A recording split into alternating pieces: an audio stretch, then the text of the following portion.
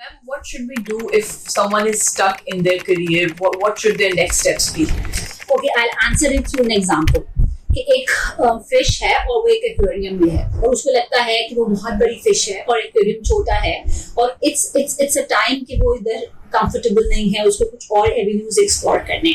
अब इस सर्कमस्टांसेस में उसके पास दो ही चॉइसेस हैं, या तो वो वहीं रहे या फिर वो एक अपनी स्ट्रेंथ मस्टर करके, अपने आप को सेल्फ अंडरस्टैंड करके, सेल्फ स्टीम को देखकर, सेल्फ कॉन्फिडेंस बिल्ड कर एक जो है लीप ऑफ फेथ ले, जिसके अंदर वो दूसरे एक्वेरियम की तरफ जाने की कोशिश करे। अब जो ये टाइम पीरियड है जिसके अंदर वो दूसरे एक्वेरियम में जा रही है और वो एक लीप ऑफ फेथ ले रही है, तो जो एक्वेरियम से निकलने तक का सफर है वो तो सेल्फ कॉन्फिडेंस, सेल्फ स्टीम से मस्टर हो गया, स्ट्रेंथ से, करेज से, उसके पास नॉलेज थी, उसके पास स्किल था, उसके पास एबिलिटी थी और केएसए के ऊपर उसे बहुत कॉन्फिडेंस था कि वो बेहतरीन रिसोर्स है, तो उसने एक मस्टर करके स्ट्रेंथ ली। अब जब वो इस वक्त एक ऐसे जोन पर है कि ना वो अपने एक्वेरियम में है ना अगले एक्वेरियम तक पहुंची है, तो जो ओवर द पीरियड उसको एक खला नजर आ रहा है, वो एक डिस्कम्फर्ट का एक टाइम पीरियड है उसके लिए। अब जो उसकी मस्टर स्ट्रेंथ है वो उसके लिए रिक्वायर्ड है और वहां पर वो लीप ऑफ फेथ लेकर आगे जा रही है। बहुत डिस्कम्फर्ट है क्योंकि वो नेचुरल अपने पीरियड पे नहीं है, यानी नेचुरल वाटर में नहीं है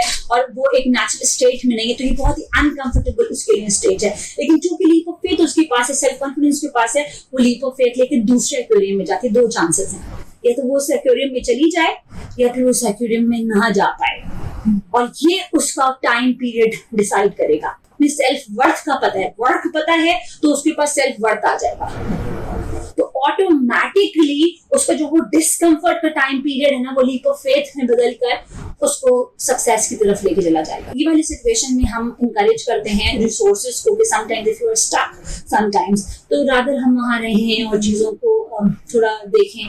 तो we can also start looking for avenues where they can grow, they excel and they enjoy themselves.